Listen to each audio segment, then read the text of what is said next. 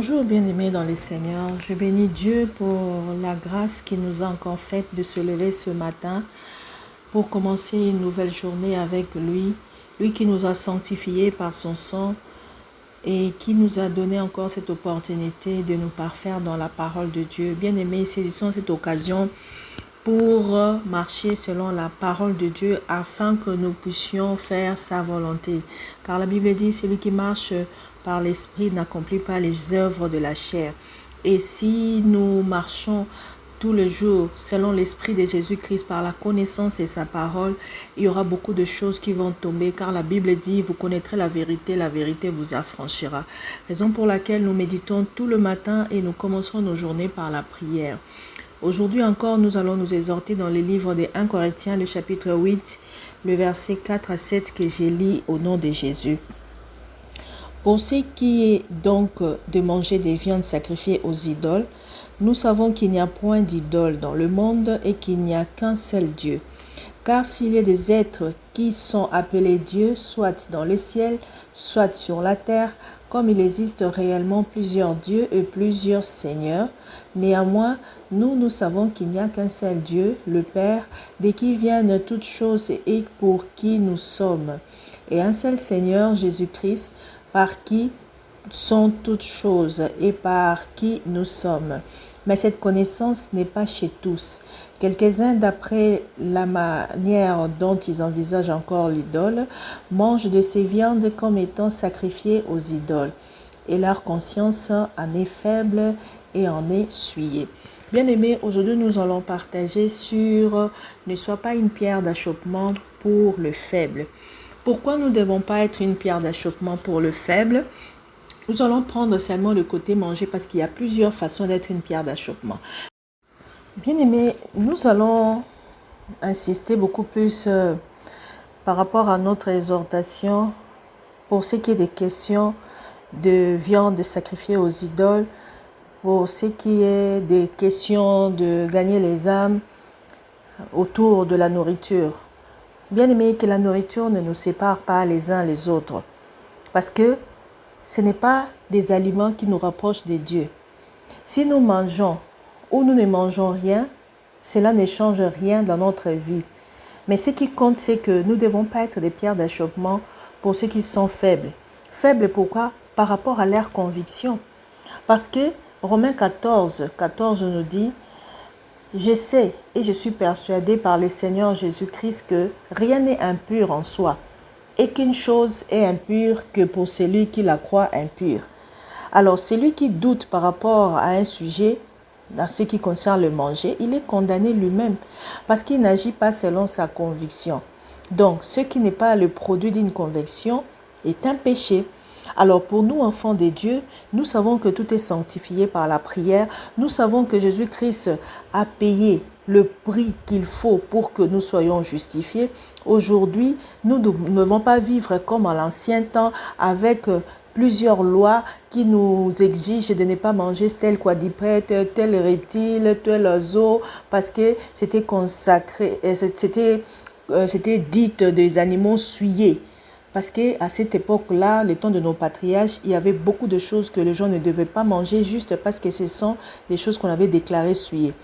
Jésus-Christ lui-même, pour sauver Paul, pour le mettre en contact avec Pierre, il a préparé Pierre par une vision où il l'a montré qu'il devait manger tout ce qui était souillé. Alors il dit, Seigneur, moi je n'ai jamais mangé des choses souillées. Il dit, ne regardez pas impur, ce que moi je considère comme pur, parce qu'il voulait lui préparer à vivre avec les païens. Pour eux, on ne devait même pas s'approcher des païens. C'était des gens souillés.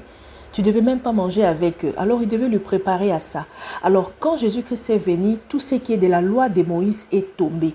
Avec Jésus-Christ, on a appris qu'on devait manger son corps et boire de son sang. C'était le jour où il a donné ses discours qu'il avait perdu la majorité de ses disciples. Il est resté qu'avec les apôtres. Pourquoi?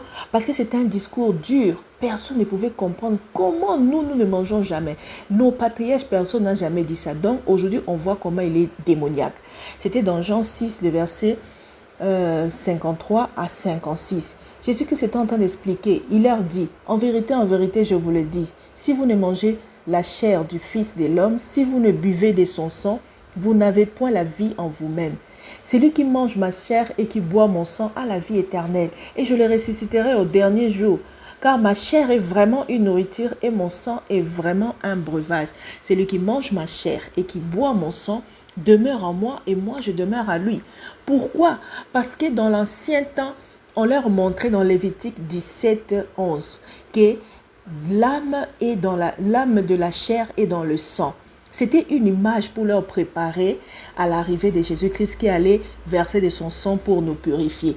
Et les Lévites prenaient le sang, ils aspergeaient le sang de l'animal pour l'expiation du péché. Chose qui ne se faisait même pas parce que le péché, à cette époque-là, ne s'enlevait pas, mais elle couvrait juste le péché devant la face de Dieu. Avec l'arrivée de Jésus-Christ dans l'alliance qui est la bonne alliance, le sang de Jésus-Christ nous a lavé de tout. Le sang de Jésus-Christ, comme le dit dans Éphésiens 2, 13, nous a rapprochés de Dieu. Parce que par son sang, nous avons la rémission du péché. Bien-aimés, donc nous ne devons pas mettre dans notre tête qu'il y a des idoles dans le monde. Il n'y a pas des idoles. Ce qu'il y a dans le monde, c'est les démons. Alors, les démons, pour qu'ils se fassent adorer, ils utilisent l'image comme si vous sacrifiez les choses à manger aux idoles. Non, l'apôtre Paul nous a bien précisé ça dans 1 Corinthiens 10, 11 jusqu'à 28. Il dit, toutes les choses qui sont arrivées avant, c'était juste pour nous servir d'exemple. Alors, ce qu'on a écrit par rapport aux viandes sacrifiées aux idoles, il dit que le sacrifice là qu'on fait, ce n'est pas le sacrifice aux idoles, mais c'est le sacrifice à des démons et non à Dieu. Pourquoi? Parce que le diable veut qu'on l'adore aussi. Et comme Jésus-Christ a donné de son sang, a fait que les gens puissent être en communion avec lui au moyen de son sang, car il dit, celui qui boit mon sang et qui mange ma chair demeure à moi, je demeure à lui. Pour que les gens demeurent au diable, il fait aussi passer comme les idoles. Vous voyez, vous prenez la nourriture devant une statuette, vous priez, vous faites des incantations, vous croyez que vous faites ça pour la statuette. Non, vous faites ça pour les démons. C'est pourquoi Paul est clair. Ici, il dit, j'ai dit que ce qu'on sacrifie, on le sacrifie à des démons et non à Dieu. Or, je ne veux pas que vous soyez en communion avec les démons. Vous ne pouvez boire la coupe du Seigneur et la coupe des démons. Vous ne pouvez participer à la table du Seigneur et à la table des démons. Voulons-nous provoquer la jalousie du Seigneur? Sommes-nous plus forts que tout? Sommes-nous plus forts que lui? Tout nous est permis, mais tout n'est pas utile. Mais tout n'édifie pas. Que personne ne cherche son propre intérêt, mais que chacun cherche l'intérêt de l'autrui. Mangeons de tout ce qui se vend au marché sans vous acquérir de rien par motif de conscience, car la terre est au Seigneur et tout ce qu'elle renferme. Vous voyez? Si maintenant, par contre, un non-croyant nous invite, par exemple, à aller manger chez lui et qu'on nous présente la nourriture et on nous dit que cette nourriture a été sacrifiée aux idoles, nous n'allons pas le manger parce que tu as été averti. Parce que là, c'est ta conscience qui va agir, que tu vas faire un avec les démons, ce ne sera pas avec l'idole, parce qu'il n'y a pas d'idole. Tous ces pierres-là qu'on taille, tous ces photos, quoi que ce soit, ce n'est rien. Mais derrière ça est caché les démons qui veulent être adorés. Alors, pour ne pas nous diviser, pour ne pas avoir des problèmes avec nos frères qui ne mangent pas ceci ou ne goûtent pas ceci, car tout ce que quelqu'un peut vouloir faire, il le fait pour Dieu. Quand quelqu'un dit, moi je suis végétarien, s'il le fait pour Dieu, gloire à Dieu. Si toi tu manges la viande, vous deux là, vous n'avez pas péché, vous n'avez pas été souillés. Parce que ça ne vous rapproche à rien à Dieu. Tout ce qui est aliment, ça va dans la bouche et ça sort dans le lieu caché. Et ça n'apporte rien. Ça n'apporte rien. Même le péché n'est pas dans la nourriture, mais ce qui sort dans la bouche. Parce que si tu as un cœur souillé, tout ce qui va sortir, ça sera aussi souillé. Alors, par motif de conscience, gardons notre conscience tranquille. Mangeons de tout ce qui se vend. Comme les Chinois, ils mangent de tout ce qui peut passer à leurs yeux. C'est bon. Ce n'est pas un péché. Parce que pour les aliments, nous ne devons pas nous séparer. Nous ne devons pas nous diviser. Parce que juste, je veux montrer que non, moi, je n'ai pas de problème. Tout ce qui n'est pas un problème pour toi, si c'est un problème pour le frère, ne le fais pas devant lui. Pas pour devenir hypocrite, mais juste pour chercher à gagner. La pensée de Dieu aujourd'hui, c'est que nous puissions beaucoup plus gagner de âme que de le perdre par nos agissements, par notre comportement, par certaines choses qu'on peut faire. Ça ne concerne pas seulement les aliments, c'est beaucoup d'autres choses. Que ce n'est pas un péché en soi, mais si c'est pour un frère un péché, alors juste le temps qu'il comprenne, ne le fait pas devant lui.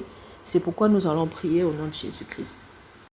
Seigneur Dieu Tout-Puissant, toi le Maître du ciel et de la terre, toi qui as payé de son sang pour nous laver, toi qui nous as sanctifiés et as voulu que tout soit pur par rapport, tout soit purifié par ton sang, nous voulons te dire merci. Merci parce que la loi a vraiment été une piège pour nous tous. À cause de la loi, nous avons beaucoup péché. À cause de la loi, les gens continuent à pécher. Mais nous qui venons à toi, tu nous montres que nous n'avons qu'une seule chose, de croire en toi comme notre Seigneur et notre Sauveur, de penser qu'il y a un seul Dieu au-dessus de tout et d'aimer notre prochain, afin que ce que nous ne voulons pas qu'on fasse pour nous, nous ne le faisons pas aussi, qu'on le fasse pour les autres, et ce qu'on n'aime pas, qu'on ne le fait pas aussi au prochain. Car celui qui accomplit, celui qui marche par amour accomplit toute la loi. C'est une grâce pour nous d'être simplifiés comme ça. Seigneur, tu n'es pas venu pour nous compliquer la vie, mais tu es venu dans le monde pour nous simplifier les choses.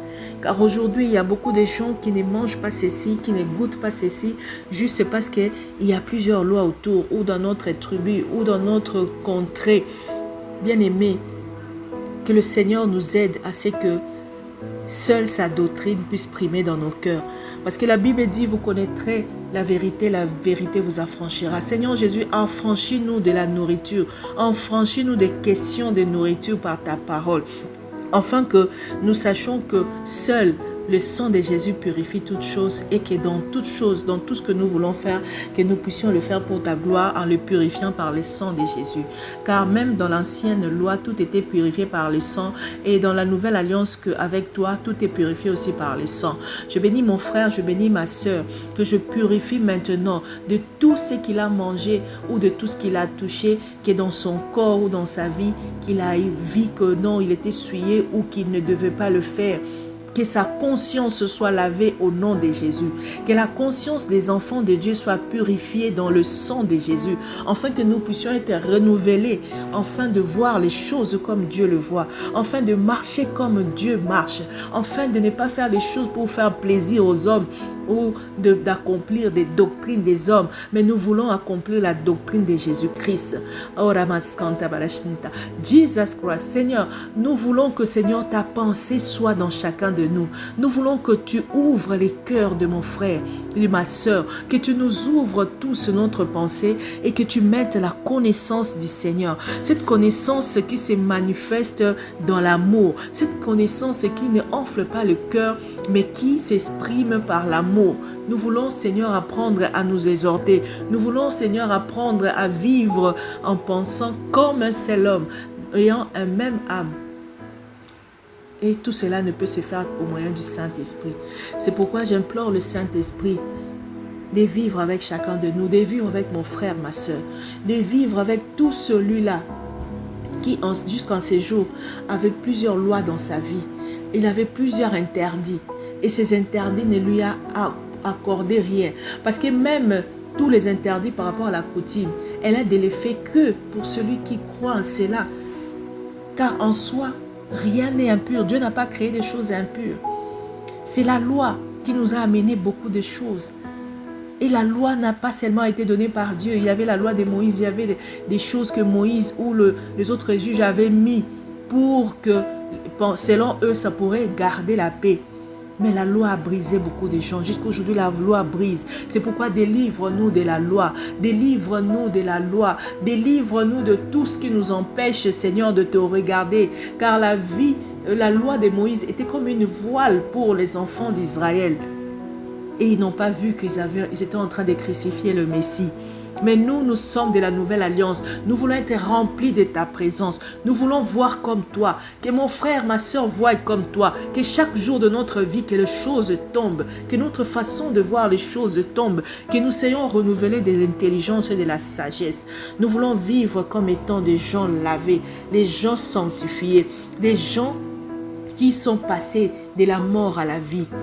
Raison pour laquelle nous voulons que tu nous enseignes tous les jours. Saint-Esprit, j'aimerais prier maintenant pour tous ceux qui sont malades, pour tous ceux qui, lorsqu'ils ont mangé quelque chose, ils ont été envoûtés ou quoi que ce soit. Seigneur, je prie pour ces personnes-là qui soient délivrées de leur mal au nom de Jésus-Christ. Pour tous ceux qui ont encore de cœur attaché à la coutume ou à tout ce qui ne concerne pas la volonté de Dieu, parce qu'il y a aussi des coutumes qui sont bonnes. Mais que tout ce qui s'oppose à la volonté de Dieu, que ces gens-là soient libérés maintenant au nom de Jésus-Christ. Je confesse une bonne journée pour tout celui qui nous écoute en ces moments. Je confesse que cette journée soit bénie, que les portes s'ouvrent, que ceux qui sont malades soient guéris, que ceux qui souffrent puissent être consolés par le Saint-Esprit. C'est pourquoi chaque jour nous voulons que nos cœurs puissent vivre dans la présence de Dieu. Nous voulons déposer nos soucis dans ta maison, afin que toi seul sois notre guide et notre Dieu. Béni soit cette journée pour nous. Bénis tout ce que nous allons entreprendre. Bénis mon frère, bénis ma soeur. Que tout soit pour la gloire de Dieu au nom de Jésus-Christ. Amen.